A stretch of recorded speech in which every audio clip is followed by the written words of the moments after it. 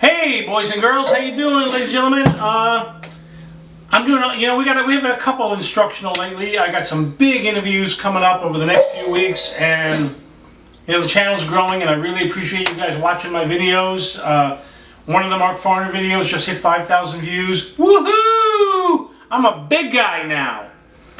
So what we're going to talk about today is how do I make my fills more interesting, right? So we've got the standards, right? Now, if there's a guitar solo and I'm doing a nice big fill for a bar to bring everybody back to the verse or something, right? We all know the caveman, right? John Bonham used to do that all the time, right? You can do that at different speeds and stuff like that. You know the Ringo kind of stuff. That kind of thing, breaking it up. But let's say you're between guitar solos, right? Let's say one guy's finishing his and then the other guy's going to start theirs or whatever like that. And you got that bar and you just want to do some stuff that's kind of interesting. So what I'm going to talk about is, and I know I'm not a big fan of math music either. It's not my thing. Right, but there are a couple of really cool kind of mathy fills that if you learn 3 or 4 of them, 5 of them, and you learn how to vary them, you get a bunch of them and you know them, and so you're not having to count a lot through the fill. They're interesting. The accents come in different places. So let's talk about that. So you've got a bar of 16th notes to fill. And that's 16 16th notes, right? 1 E enda, 2 E enda, 3 E enda, 4 E enda, 1. Okay, so 16 16th notes are grouped in 4s, right? 1 E enda, 2 E enda, and so on. We know that. But, borrowing from the math guys, suppose we group it in 5s. So here's what I'm talking about. If you have a couple of these and you vary them, man, it's just going to enhance everything you do.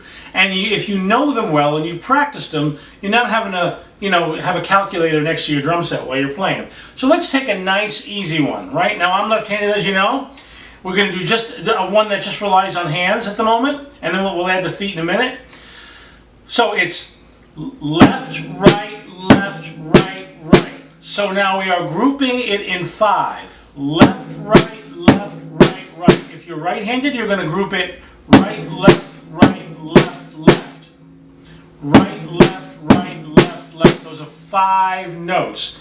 So if you can do that, those 5 notes in succession over a bar of 16 16th notes, well, 3 times 5 is 15. That leaves you with the 1 left over, and I like to put that on my kick. So let's count it through. Watch. Here we go. 1 E N 2 E N 3 E N 4 E N 1. One more time. 1 E N 2 E N 3 E N 4 E N 1. And I'm back to the groove. Right? Back to the groove. Let's try it from a beat. Nice and slow. Here we go.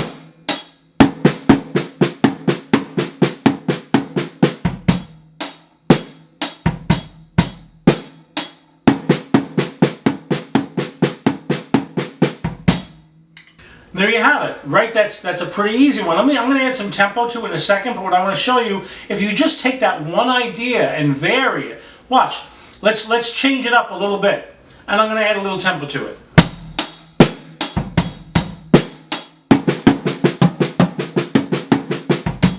Right? Here we go again. We can change it again.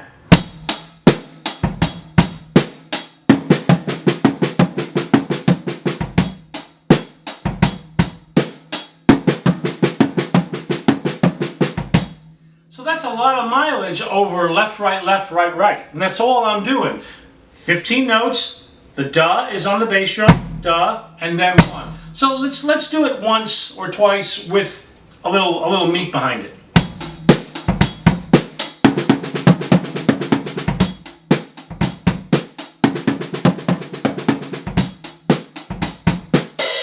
Right? Not bad. So again, let's vary it a little more. Let's flip it around. Instead of left, right, let's go right, left, now the accents change. And if you were right-handed, you would do the reverse. You would do left, left, right, left, right. So here we go. Here, let me count it through for you. 1 E and 2 E and 3 E and 4 E and 1. Let's put a little more tempo in it. Here we go.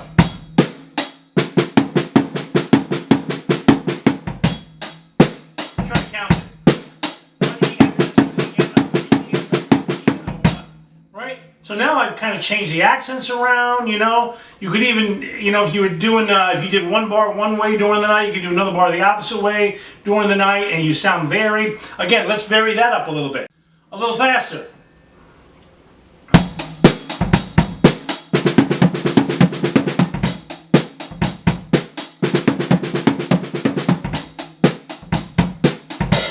Right? So now out of that one 5-note idea, I've got, right, if you got 3 one way, 3 another way, that's 6 possible licks I can do. 6. Let's do a little extra credit. Let's start it from the 4 from the bar before. So now we have 4 E and 1 E and 2 E and 3 E and 4 E and. Now we have 5 groups of 4, but we're doing 5 notes, which would be 4 groups of 5. So let's count that out. 1 and 2 and 3 and 4 E and 1 E and 2 E and 3 E and 4 E and 1. Very symmetrical. Let's do it. The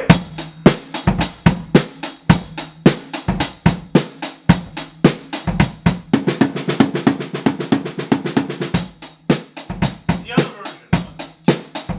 Here we go.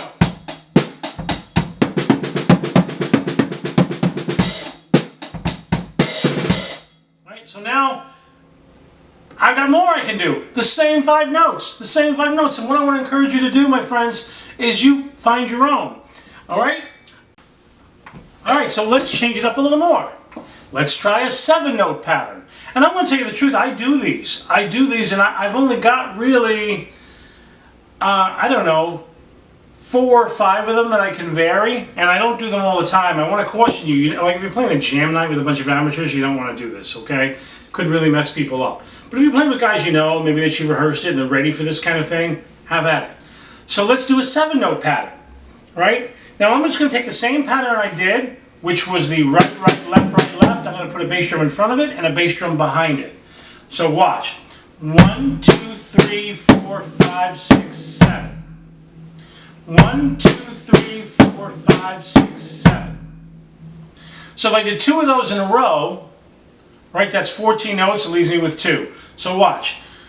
1 E and 2 E and 3 E and 4 E and 1. So what I did was I added an extra bass drum note at the end, and then a snare note for those last 2, right? So you got your 16. You got the 7 times 2 is 14, then 1 more bass drum, then 1 more snare. And then we're back to 1. So let's put a little more meat behind it and see how it sounds. Here we go.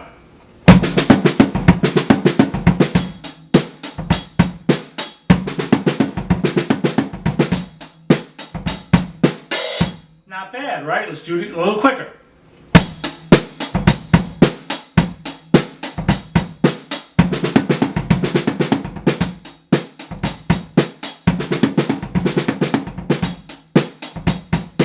Yeah.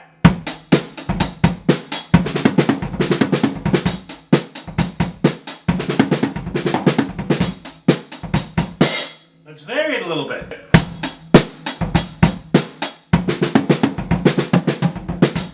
One more time.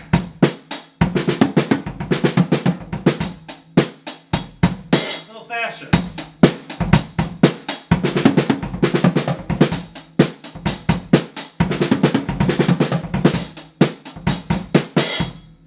Alright, so look at all I've gotten off of basically one idea, right? I put a bass drum in front of the same 5-note idea. So now, let's put them together. Let's put them together. That's what I mean. Come up with your own, man. Come up with your own ideas. 5-note pattern, you know? Let's do a 5 plus 7. That's 12, right? So watch what we're going to do here. Now when I'm doing that way, I like to do the doubles first. So watch. 1E and 2, right? Now the 7-note pattern. E and 3, E and 4, E and 1. Now those last 4 notes you can do any way you want. So let's try it nice and slow. 1 and 2 and 3 and 4 and...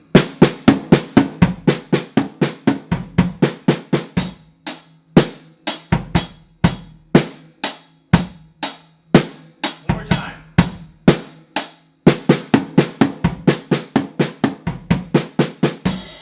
So I added another bass drum note, and then I put those last 3 here. So let's put a little more meat behind it.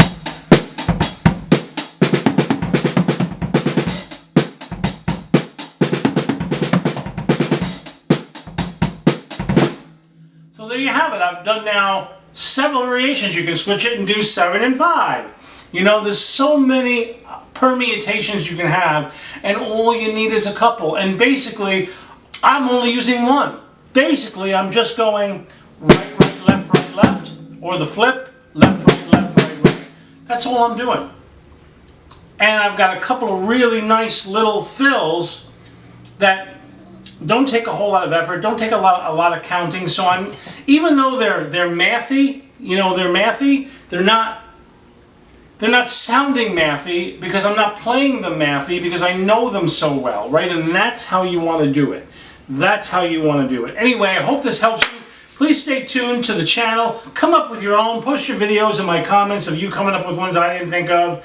You know, in the Carmine Appice book, he's got 9 and 7, a lot of 9s and 7s. Those are cool. I actually practice those.